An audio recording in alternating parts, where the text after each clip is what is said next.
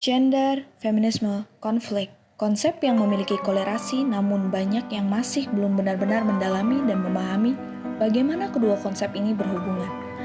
Kali ini, kami akan mengupas bagaimana kemudian perspektif dari institusi terhadap konsep ini. Gender itu merujuk pada sifat pribadi dan posisi sosial yang diberikan oleh masyarakat untuk menjadi perempuan atau laki-laki. Jadi, gender itu bagian dari cara kita hidup bersosialisasi yang memengaruhi bagaimana kita berinteraksi dengan orang lain dan bagaimana cara kita melihat diri sendiri. Ini berbeda dengan jenis kelamin biologis yang ditentukan oleh alat reproduksi dan tidak dapat diubah secara alamiah. Gender sendiri merupakan konstruksi sosial, berbeda dengan jenis kelamin atau seks yang seringkali dikaitkan dengan apa yang individu terlahirkan sebagaimananya. Di sisi lain, feminisme adalah sebuah gerakan sosial dan politik yang bertujuan untuk mencapai kesetaraan gender, terutama dalam hak-hak kesempatan dan perlakuan terhadap perempuan. Istilah ini berasal dari bahasa Perancis féminin yang berakar dari kata feminim, yang berarti kewanitaan. Feminisme berupaya memperdayakan perempuan dan memperjuangkan hak-hak mereka di berbagai aspek kehidupan termasuk ekonomi, politik, dan sosial. Feminisme seringkali didefinisikan sebagai ideologi yang kritis terhadap penindasan oleh sistem patriarkis, menentang adanya ketidakadilan gender dan berusaha dalam mengubah struktur masyarakat yang opresif di mana seringkali laki-laki yang memegang kekuasaan atas perempuan. Dalam buku sosiologi oleh John J. Masionis, ia memberikan suatu pendekatan di mana dalam bukunya ia menjelaskan salah satu jenis analisis konflik sosial yang penting adalah pendekatan konflik gender, yaitu sudut pandang yang fokus pada ketidaksetaraan dan konflik antara perempuan dan laki-laki. Pendekatan konflik gender ini sangat terkait dengan feminisme, yaitu dukungan terhadap kesetaraan sosial antara perempuan dan laki-laki. Pentingnya pendekatan konflik gender terletak pada kesadaran kita akan berbagai cara di mana cara hidup kita menempatkan laki-laki dalam posisi kekuasaan atas perempuan di rumah, di tempat kerja, dan di media massa. Pendekatan ini mengajak kita untuk lebih sadar terhadap ketimpangan kekuasaan yang seringkali menempatkan laki-laki dalam posisi yang lebih dominan. Sementara perempuan seringkali berada dalam posisi yang lebih terpinggirkan. Dengan memahami isu ini, kita dapat mendorong terciptanya kesetaraan sosial antara perempuan dan laki-laki. Kesetaraan gender adalah hak asasi manusia yang menjamin setiap individu memiliki hak dan peluang yang sama tanpa memandang jenis kelamin. Prinsip ini mencakup akses terhadap pekerjaan, pendidikan, kesehatan, dan partisipasi dalam masyarakat. Namun, tantangan seperti norma patriarkal, kekerasan berbasis gender, dan ketimpangan ekonomi masih menghambat pencapaiannya. Kali ini kita akan membahas bagaimana kesetaraan gender yang menjadi tujuan utama feminisme dalam dua perspektif institusi yang memiliki peran dalam konflik.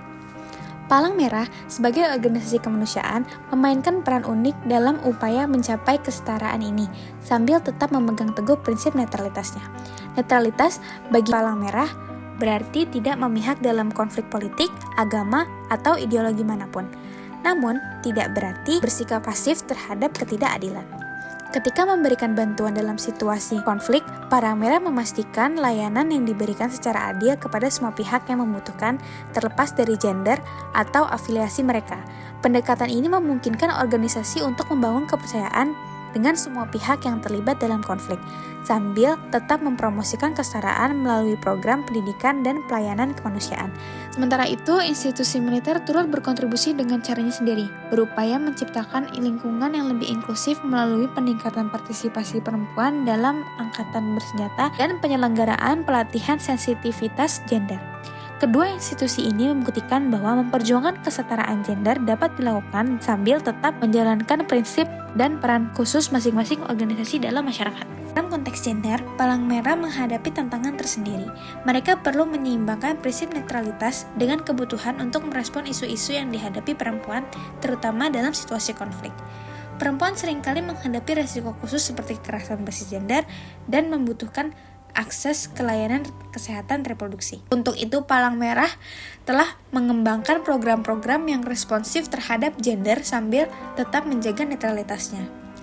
Keseimbangan ini dicapai dengan memastikan bahwa perhatian terhadap isu-isu gender tidak mengganggu posisi netral organisasi Palang Merah tersebut. Palang Merah juga tetap memberikan bantuan kepada semua pihak yang membutuhkan, namun dengan pemahaman yang mendalam tentang kebutuhan spesifik berdasarkan gender. Kami akan membahas beberapa hal dalam interview yang kami lakukan bersama Kak Farah Putri Arijani sebagai salah satu staf PMI Jakarta Timur. Nama aku Amelia dan di sini aku bareng temen aku, Alen. Jadi makasih banget Kak Farah karena udah sempetin waktunya buat hadir di video kita hari ini. Menurut kakak sendiri tuh bagaimana sih pendapat kakak dengan gerakan feminisme di sekarang dan apa sih yang udah kakak lihat tuh seperti apa sih gerakan nyatanya? Sejujurnya kalau feminisme di Indonesia pada saat ini sudah mulai lebih baik, namun yang masih terus ada itu budaya patriarki kan di Indonesia itu. Jadi memang kalau misalkan orang awam ditanya soal feminisme pasti kayak, wah apalagi kalau misalkan orang awam nanya ke perempuan, udah pasti langsung dihakimi. Jadi pada dasarnya kalau misalkan orang awam yang bicara soal feminisme, mereka masih sangat-sangat awam. Beda sama halnya ngomongin soal emansipasi wanita, terus keadilan gender, itu mungkin mereka akan lebih nyaman dan friendly. Kalau secara di Indonesia perkembangannya seperti apa, dari orang-orang yang memang fokus di dalam isu feminisme, mereka bahkan sudah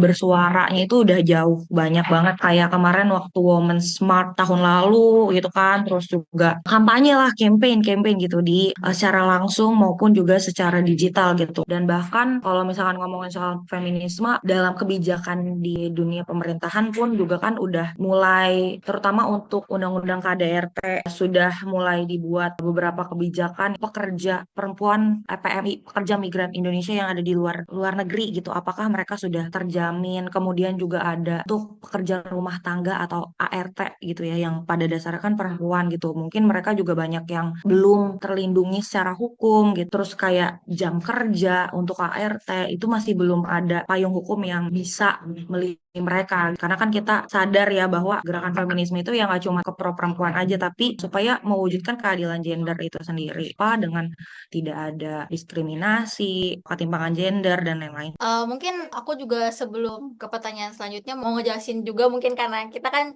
juga belajar ya soal yang kebijakan-kebijakan gitu kita juga belajar karena sebagai anak mahasiswa. Jadi kalau untuk Nah, kebijakan boleh nih sharing. ya, mungkin kayak RUU TPKS tuh udah ada gitu kan, udah muncul kebijakannya. Terus juga yang masalah yang kebijakan seperti cuti hamil. Tapi mungkin isu-isu yang seperti yang kakak bilang tadi, yang kayak migran atau pekerja ART itu sesuatu yang mungkin masih belum nih untuk pemerintah harusnya kaji lagi. Dan juga dalam teori feminis ekonomi juga mereka juga meminta supaya pekerjaan-pekerjaan perempuan seperti yang ART atau kayak child care gitu Kak, itu kan nggak masuk ke dalam PBD atau GDP yang jumlah penghasilan negara. Itu tuh suatu isu yang sangat-sangat menarik sih Kak sebenarnya. Sebenarnya kita juga mau lihat gimana sih pendapat pandangan kakak sendiri gitu ya sebagai dalam institusi Palang Merah, organisasi non governmental gitu ya. Bagaimana tuh Palang Merah sebagai organisasi netral dalam mengimplementasikan gerakan feminisme yang netral. Kita kan melihat sekarang banyak banget perang gitu ya Kak. Kadang tuh aku juga sempat ngelihat konsep gitu namanya imperialis feminisme. Jadi mereka tuh fokusnya ke feminisme khusus untuk orang Western aja. Mereka cuma peduli sama orang-orang Western. Kayak kemarin mungkin kakak sempat ngeliat Kamala Harris yang mau menjadi presiden Amerika.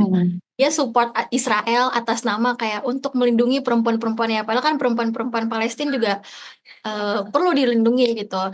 Gimana sebagai organisasi netral itu tuh bisa mengimplementasikan gerakan itu kan nggak pernah ada yang netral ya dalam perang gitu. Menurut kakak sendiri seperti apa? Iya, nah kalau misalkan di sebenarnya kalau PMI bukan Palang Merah, Red Cross ya, lebih ke Red Cross itu sendiri gitu. Nah, kalau Red Cross itu sendiri kan kita berada di kalau PMI sendiri itu berada di bawah IFRC. Kalian juga tahu lah ya kepanjangannya apa, International Federation of Red Cross and Crescent Societies. Itu dan kalau PMI sendiri, aku nggak tahu kalau di luar negeri di Palang Merah atau Bulan Sabit Merah lain itu mereka NGO atau bukan gitu. Tapi kalau di Indonesia sendiri, kita sebenarnya hitungannya non-government organization, NGO, tapi dalam undang-undang itu sudah masuk juga bahwa kita merupakan auxiliary to the government. Jadi kita membantu tugas pemerintah gitu. Kita bukan pemerintah, tapi kita membantu tugas pemerintah. Jadi memang eh, sangat-sangat sulit gitu ya untuk menjaga kenetralan tersebut gitu, dan eh, kaitannya dengan gerakan feminisme dan juga perang gitu ya, perang-perang gitu ya yang ada. Nah, kalau terkait kalau terkait perang itu sendiri, eh, untuk menjaga netralitas itu PMI itu yang jelas kita punya eh, code of conduct gitu, code of conduct sendiri. Mungkin kalau mau dibaca berkasnya itu banyak banget. Jadi kalau misalkan code of conduct itu ya bagaimana kita berperilaku. Contoh nih ya, aku pro banget sama politik. Ketika aku sudah bergabung menjadi teman-teman di Red Cross ya sebisa mungkin aku nggak merepresentatifkan sebagai orang yang nge-share soal politik segala macam. Jadi eh, kayak misalkan aku aku seorang feminis gitu. Terus aku share-share soal feminisme terus gitu kan. Itu kalau di Red Cross kita bener-bener kayak netral pure gitu. Bahkan aku pun nggak, aku itu FYI ya, aku S1-nya PPKN yang demo, yang bener-bener turun ke jalan tuh. Nah, kalau nggak turun ke jalan, aku nilainya kurang segala macam. Tapi karena aku merupakan relawan pada saat itu di kampus gitu ya, dan aku paham bahwa eh, kayaknya kalau misalkan aku ikut-ikut demo yang seperti itu akan mencelakai jati diri Palang Merah itu sendiri, bahwa kita tuh memang sangat-sangat senetral itu. Jadi ketika ketika aku nggak pakai seragam PMI gitu ya, itu orang melekat sekali gitu. Wah, ini Farah tuh yang relawan gitu. Jadi aku lebih baik aku tidak ikut demo gitu ya. Jadi aku memang berusaha masuk ke dalam jalur-jalur yang aman.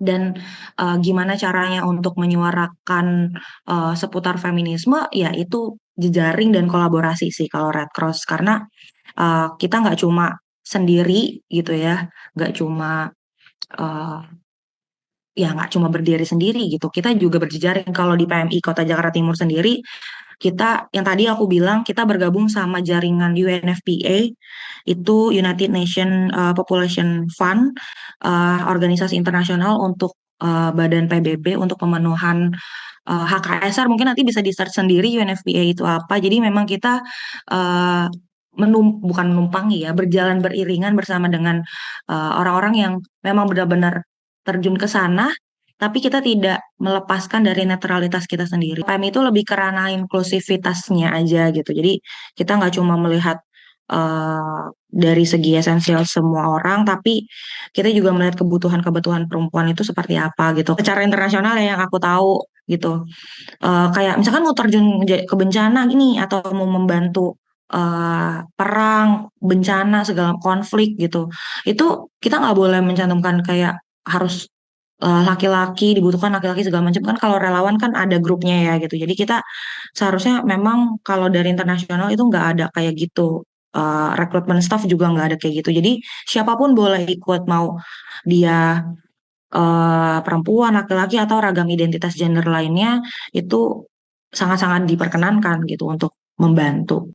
Kalau dalam perang justru eh, peran Palang Merah itu sangat-sangat membantu sih. Justru malah kayak eh apa ya, interseksional banget sama sama feminisme gitu. Jadi nggak cuma fokus ke perempuan juga, tapi laki-lakinya juga gitu. Lebih ke gender balance, nggak yang nggak yang nggak yang perempuan banget atau laki-laki banget gitu. Kalau Red Cross sendiri melihat dari gerakan feminisme, ya sangat-sangat relate karena perempuan perempuan dimobilisasi dalam membantu korban perang. Ini kan kalau perang kita nggak perang ya. Jadi kita yang membantu siapapun, bahkan kombatannya atau musuhnya misalkan Palestina sama Israel. Israelnya juga dibantu gitu. Jadi kita nggak, jadi nggak cuma ngelihat dari cewek cowoknya, tapi Bahkan ketika memang dia membutuhkan pertolongan, kita juga ngebantuin gitu. Israel juga ada Red Cross-nya. Kalau misalkan kalian tahu gitu, ada namanya Magen David Adom kalau nggak salah. Itu dia eh, Red Cross versi Israelnya. Itu juga tergabung dalam federasi. Red Cross tuh kita inklusif banget gitu. Jadi memang kalau di federasi ada yang namanya Protection Gender and Inclusion PGI. Jadi ada PGI-nya. Setiap aktivitas PGI itu ada PGI. Jadi ada Protection Gender and Inclusion. Jadi setiap aktivitas yang dilakukan PMI kita ya mewadahi itu. Jadi kalau mau ngomongin soal feminisme di Red Cross kita senetral itu gitu. Jadi memang tidak eh, tidak mengesampingkan peran perempuan, malah justru peran perempuan tuh ya sangat-sangat berguna gitu. Gerakan feminisme telah membawa perubahan signifikan dalam institusi militer dan NGO. Dalam konteks militer, kita telah menyaksikan evolusi peran perempuan yang semakin meluas dan dari posisi pendukung hingga tempur langsung. Namun, walau sudah banyak negara yang membuka posisi militer bagi perempuan, masih terdapat tantangan besar dalam mencapai kesetaraan penuh. Integrasi perempuan dalam militer masih dihadapkan pada hambatan struktural yang berasal dari stereotip gender dan budaya patriarkal. Situasi ini tercermin dalam kesulitan yang dihadapi prajurit wanita untuk mencapai posisi strategis, seringkali terbatas pada peran non-tempur saja. Namun untuk mengatasi hal ini, beberapa institusi militer telah menerapkan praktik-praktik inovatif seperti kebijakan rekrutmen yang lebih inklusif dan program pelatihan kesadaran gender. Program-program pemberdayaan yang mereka kembangkan dapat membantu perempuan berpartisipasi aktif dalam proses perdamaian dan pembangunan pasca konflik. Pencapaian kesetaraan gender yang komprehensif membutuhkan harmonisasi antara pendekatan kemanusiaan dan militer. Hal ini dapat dicapai melalui kolaborasi multi pihak yang melibatkan pemerintah, lembaga internasional, organisasi masyarakat sipil, dan komunitas lokal.